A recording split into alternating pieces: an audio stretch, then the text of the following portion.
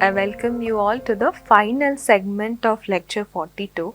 So, in this segment, we will focus on preamble and what is going to be the significance of having a provision relating to environment in preamble of an international investment agreement. So, preamble, as you know, is the introductory statement of the treaty itself.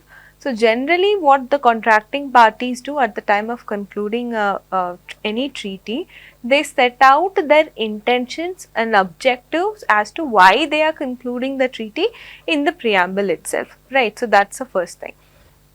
So, when we look at preamble, we would know as to why the contracting parties had signed that particular treaty in the first place. Secondly, we also would get to know to what sort of intentions or what sort of consideration that the country has when it comes to environment or other public welfare measures, right. The reason being because there are sometimes the countries could take two different approaches.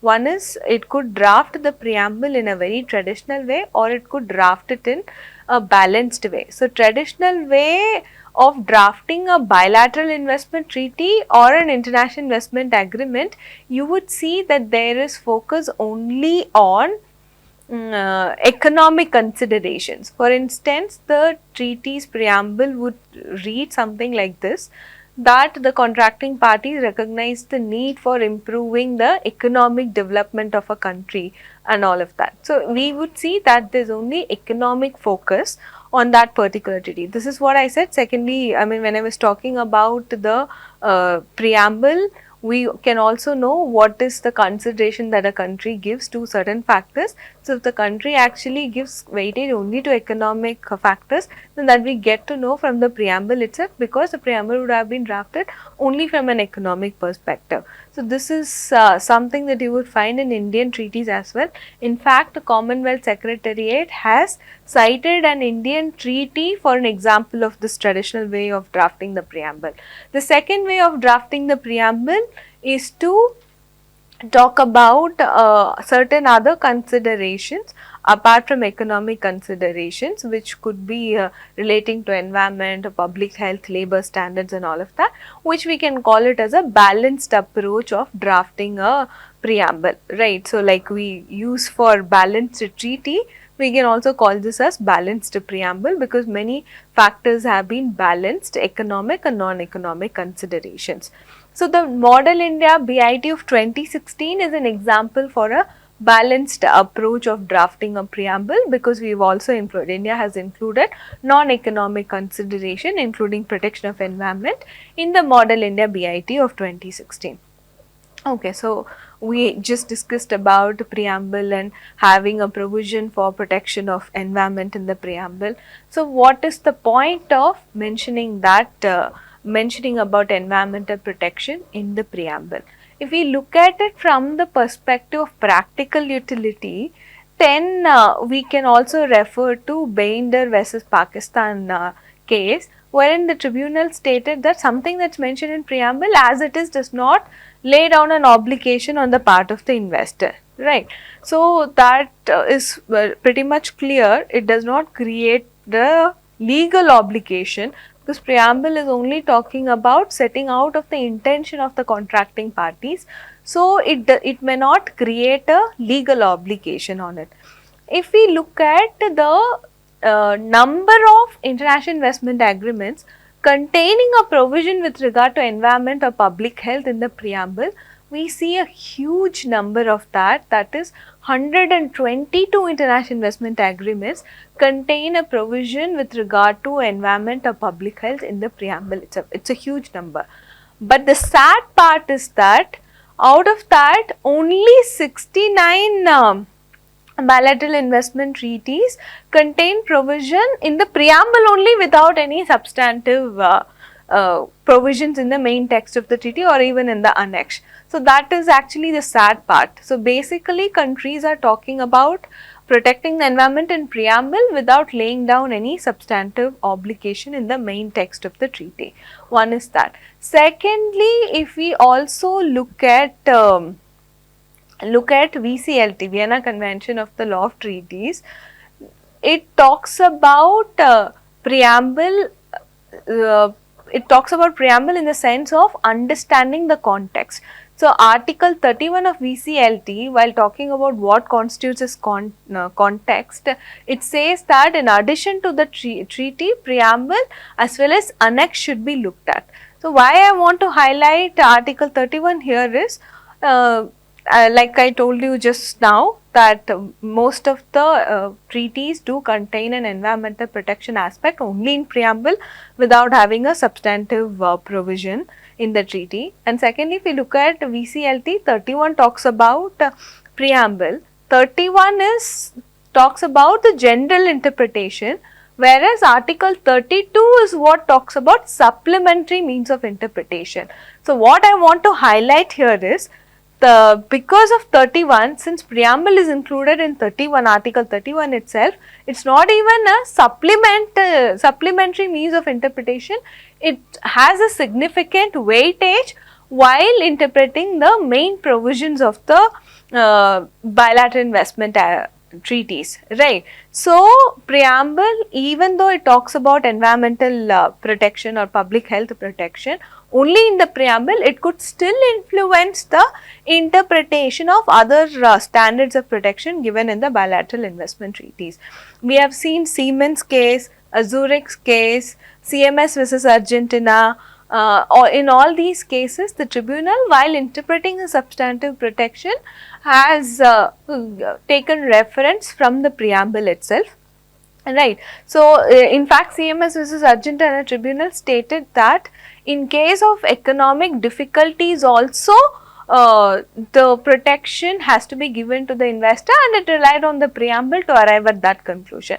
So, preamble has been considered by arbitral tribunal. So, we cannot just dismiss these 122 agreements, and out of that 69 or 67 bilateral investment treaties which only talk about environmental protection only in the context of preamble, and which does not have a corresponding provision in the main text of the treaty, right.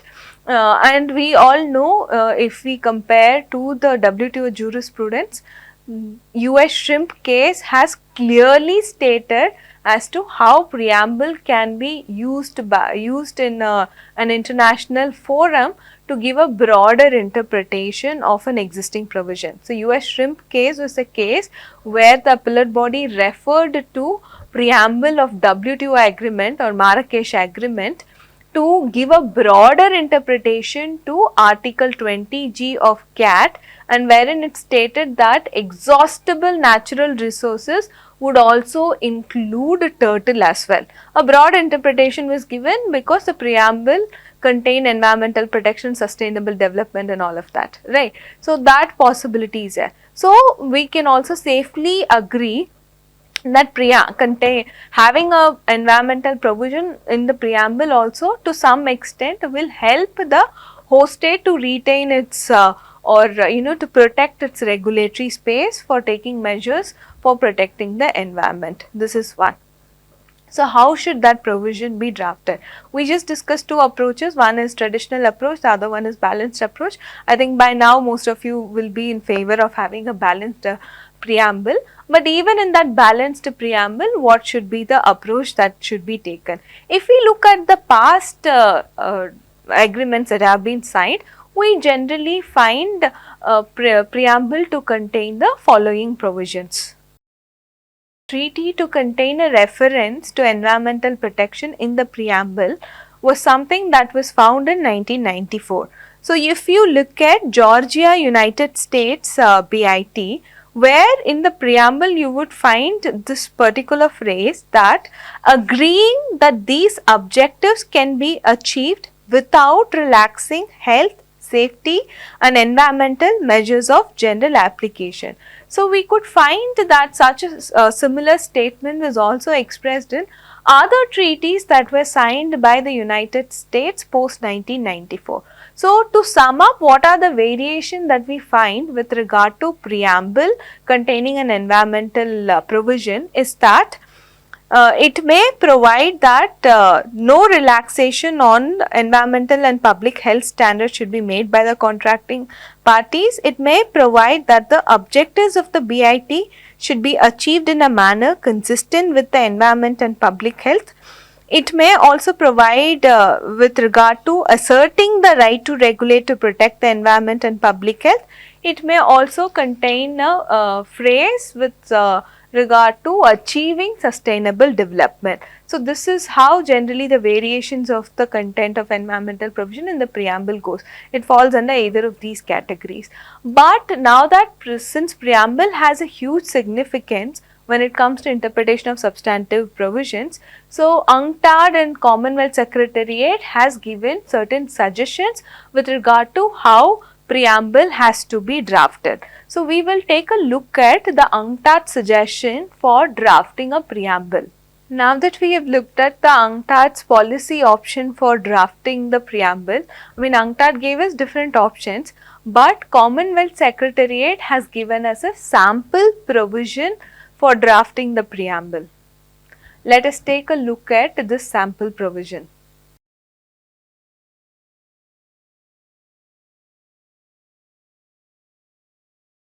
I hope you have looked at the sample provision, and to conclude this lecture, I would first like to conclude by saying that preamble plays a very significant role and that cannot be understated.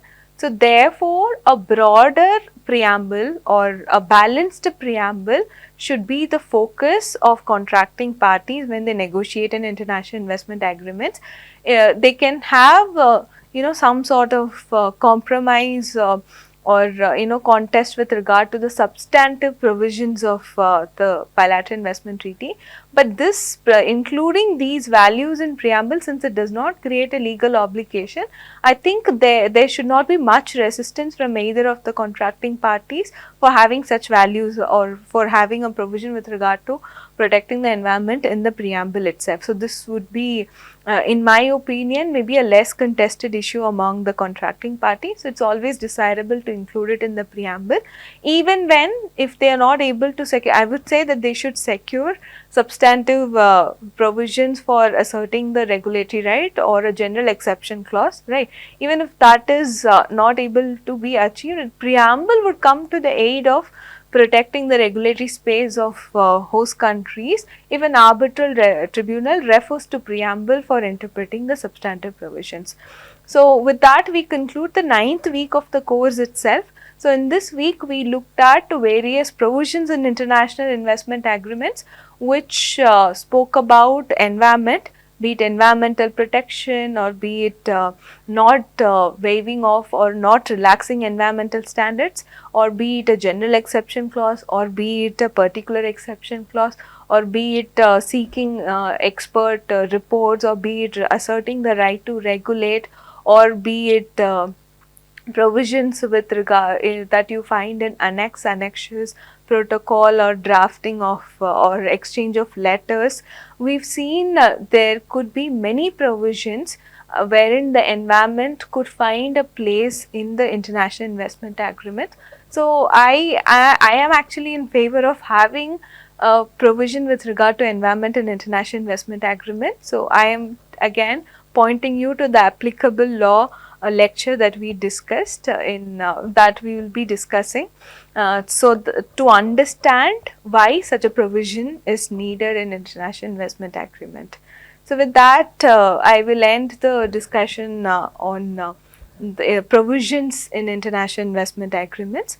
I will meet you with concrete suggestions for reconciling environmental principles within the field of international investment law from next week onwards. Thank you.